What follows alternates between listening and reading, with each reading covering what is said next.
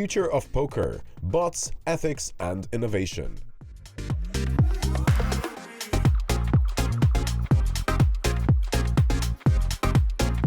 We're here to talk about poker, and which is a passion of mine, and all the panelists here are in the poker industry, and it's moving fast, and there's a lot of controversy going on. There was an issue at the World Series of Poker that the main champion that won $7 million, $10 million, was assisted by virtual assistants on the rail, and we're going to talk a little bit about it. Where is poker going? How does the live experience translate from the online experience? So here with me, I have Kat Arnsby, Head of Customer Growth at the Kindred Group. Let's give a clap to Kat, please. Then I have Andreas Constantinou, the founder and CEO of Pokerload. It's an app that translates the action of a live event into an app so you can check results, and it's very interesting. We got Psaila that works in bot detection.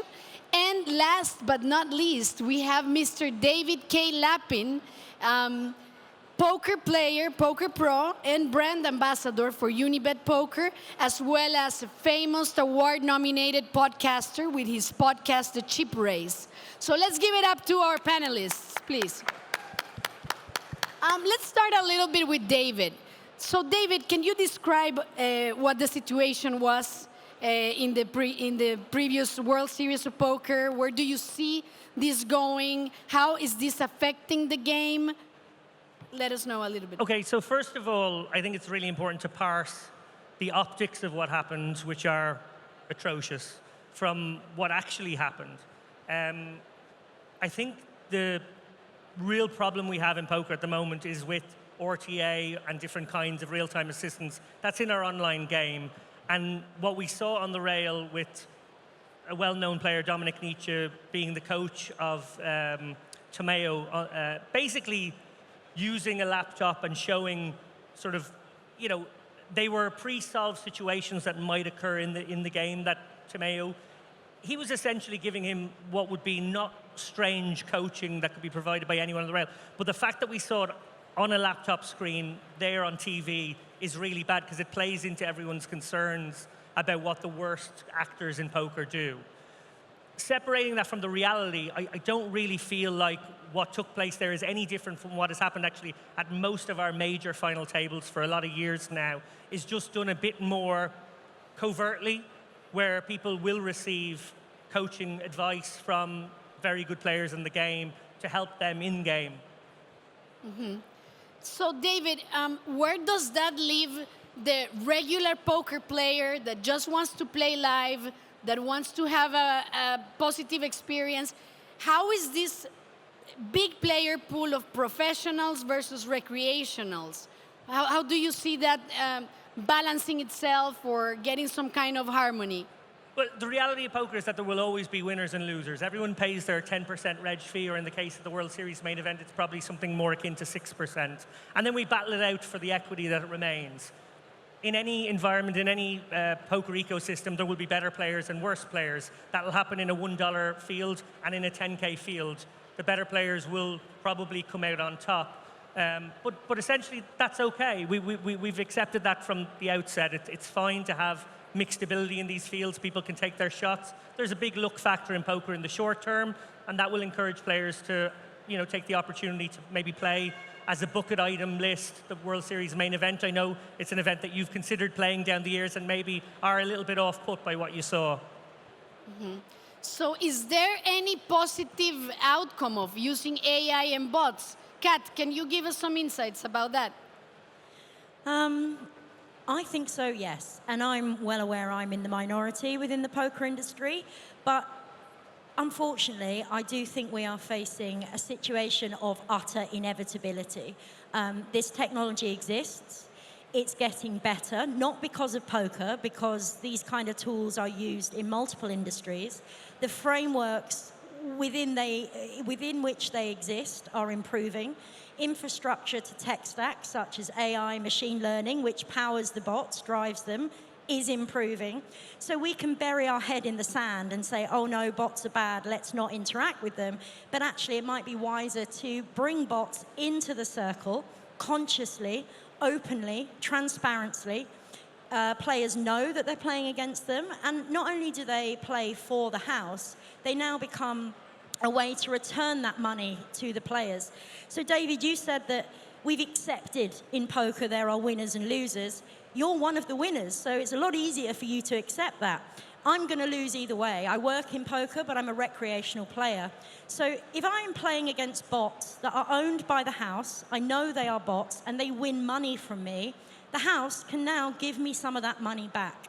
If I play against a professional player, he uses that money to pay his mortgage, and I never see it again. So I think there is a place for bots, and as long as it is supported by absolute transparency to all players, I think it's probably the only future that online poker has. Transparency, very interesting. Yes, I mean, there's this situation where even AI is powering specific pools of players. So an expert will go to an expert field, whereas a recreational player via AI will be pushed to a recreational player field. And that can be positive. That can be interesting for the game, and it's happening. But again, transparency. What operator is telling us that they're doing it? Who's controlling this? What kind of jurisdictions are happening? There was recently an expose, an article about this, and I saw that it got nowhere. Whose job is it to regulate this? The license makers, the actual operators, or the service providers, which I don't think so, or the tour owners? David, can you give us some interesting highlights about what operators are doing? Yeah, look, there's a constant cat and mouse game between operators and their security teams and bad actors who will deploy real-time assistance bots, push-button bots, the kind of thing we saw Fedor Cruz be accused of and sort of have his accounts removed a few years ago, the kind of thing Ali Imsirovic, Jake Schindler have allegedly had their accounts removed from. Essentially, the operators and their security teams have tried to stay on top of that. But I want to pick up on something Kat said there, which is I think, really important. I do understand that maybe it's unpalatable that, you know, for operators that poker players can take some money collectively out of the pool. The winners will take some. They prefer that money to just circulate and churn, and then they just keep it all eventually. And turning poker into that model is very problematic for me because, one, poker players are not like other forms of gamblers, in my opinion. They're actually quite different. They're, for the most part, sharper, for the most part, more value hunting, and they appreciate a sort of a manu-y-manu idea of going up against other people as a contents. They don't mind paying their rake, but they want to feel like they have a chance. In this model that Kat describes, if you play poker and you get better, you won't now make your losses less, maybe become a break-even player, maybe even become a winning player. All that will happen is the site will deploy a better bot against you that will keep you losing at that minus 3% rate or whatever the house has chosen. And I don't like that. I think that will ultimately kill poker. There's a big trust element, I think, for the players. And this would actually extend as well to the idea that in poker, you have a situation where you get all your money in very, very good. You've got your aces against kings, and we're going to the river, and the king comes. Now, in that situation, for a poker player's psychology, it's very important that some human being took advantage of that somebody hit their two-outer, and they've now got your money. If that money has gone to the house, that's very hard to take. Even if this is like an EGOGRA, accepted RNG, I think that's very tough for a site to have that sort of system where a player is now going to feel like they got cheated. It was rigged against me. The house took all my money in this 96% in my favor spot. So I think actually you will see the decimation of poker under that model. Yes, it's a very interesting moment for poker, very pivotal for the industry, because generally speaking, 5 years ago, we were playing against other players. Now we're playing against bots, players, so it's changing the landscape completely. And it hits the trust element for sure. But again, Kat has highlighted a point. It's all about transparency too, because they're doing it. It's happening. We can't close our eyes towards this. Sarah, Business Development Manager, Gaming and Gambling Group IB. What is happening in the industry?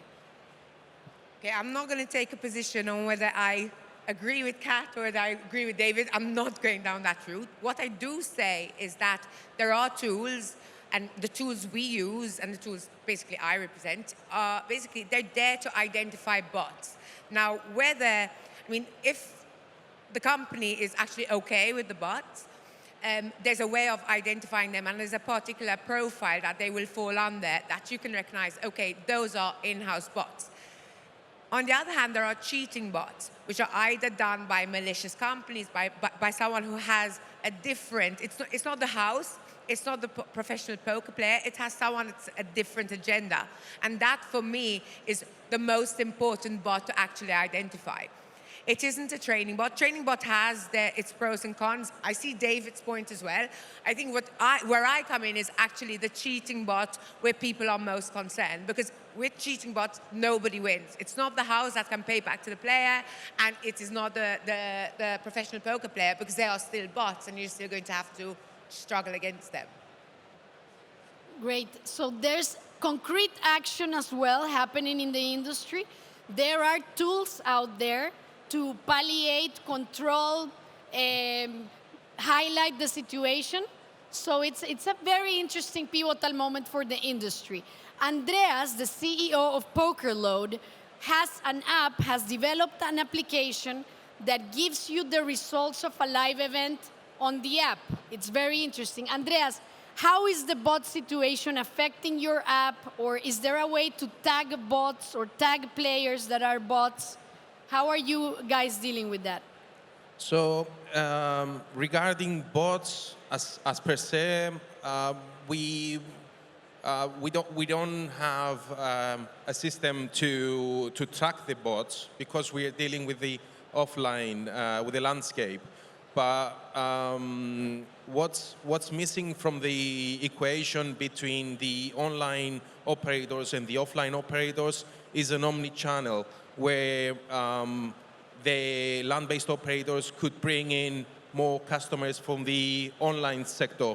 And I believe that there is also a huge lack of automation in the landscape to help the operators be more efficient in their management and operation in general. So having said that, what we offer is basically a platform where it provides a communication between the players and the offline operators, and give them also the chance to have their online satellite events for the main events at the the landscape. And yet again, the landscape experience is completely different from the online experience. So the online experience gives you convenience. Few clicks, you're just there playing poker. But the offline experience is completely different. It blends emotional intelligence, human communication, which is vital. So it's a completely different experience. So that's why we invest into the live events instead of the online. Thank you. I can see that. I personally come from the live event landscape, but I find the practicality of an online game at home, it pretty much saved me during the pandemic. You know, it saved me from being so bored. I loved every second of having the access to play online poker. And on a personal experience, I love that we had that possibility. Just to finish up and bring a positive light to our poker industry, where do you see poker going in 1 minute each? Let's start by David. I think online poker does have an existential crisis right now. I think these sorts of tools, the bots, do threaten the long-term viability of our game there. I think live has a much richer, more likely, longer future. I think we have to ward against the kind of thing you mentioned as part of what happened at the World Series. It's happened at the WPT, but it's been policed better at WPT final tables by someone like Matt Savage, who's, I suppose, a bit more with it than someone like Jack Eiffel on the ground when it comes to making sure he runs a clean game in that respect. I think we have to be very vigilant against this stuff. We see now at the moment the concern that there are small cameras being put, whether it's on someone's watch or ring or card protector, and dealers now deciding to deal much lower or sliding. Again, that's playing into the concerns we have as a live industry. And I think if we can stay on top of that stuff, which I think operators like, in fairness, PokerStars in a big way, and the TDA and their influence over a lot of different brands, if they can continue to do that, I think live poker is still very, very healthy. Right, so you advocate for a more controlled environment from all operators and organizers in general. Sarah, where do you see the poker industry going with this issue?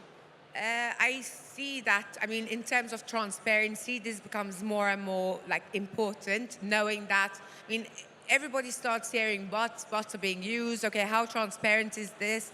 And I think it's as important as ever now that if operators are using training bots, they are actually transparent about it, they clearly communicate it, and now I think players will be fine with it. And obviously then you have a choice. You either have a choice to play with sites that have these bots, and then there are other sites. So it's very much to each his own. But I believe players should be able to have the choice and see what they're doing and who they are up against. Transparency, very interesting, Sarah, and very important. Andreas, in your own words and in a minute, can you tell us where the poker landscape is going? You advocate for live events, but what happens with online? It's really linked, because to have a good live event, you have to have online qualifiers. So in general, I see that the new generations, when it comes to gamble, they tend to gamble wiser. So I see poker in general thriving in the next years to come. But as in the landscape, we see innovation that we bring in, enhancing the customer experience, which comes first. And then by enhancing that and making a good experience for our customers, I believe it will help to drive that growth in poker. And lastly, Kat Arnsby, Head of Customer Growth at Kindred Group. What do you think this is going? Will online operations be threatened by this, killed by this, destroyed? For live poker, I think the future looks quite healthy, and I think we might actually see a sort of step back to the old school, phones banned from tables, computers not allowed in the room, rules about coaching points. So we may even take a bit of a step back with live poker, and it becomes more social. I expect to see an overall reduction in the average prize pools and buy-ins, and more weight on sort of mid-stakes tours. I think live poker, either way, has a healthy future. Nobody can kill live poker. Online poker, I think it needs to change, and I think it needs to happen fast. We don't have a next generation of online poker players in the bank to rely on. These kids are growing up on extremely complex HUD interface games, and unless online poker becomes a comparable product to that value for time, we're dead, effectively. Okay, very interesting. So that's all from us in the poker world, tackling a little bit the situation of bots. If anyone has a question, please raise their hands. Trudy, are you coming to take the questions, or should I? No, if there's any questions, that's you. Okay, great. Any questions, please? No one? I think we were clear enough, or? Okay, so that's it from the poker world. Let's give a clap to our panelists, and thank you very much.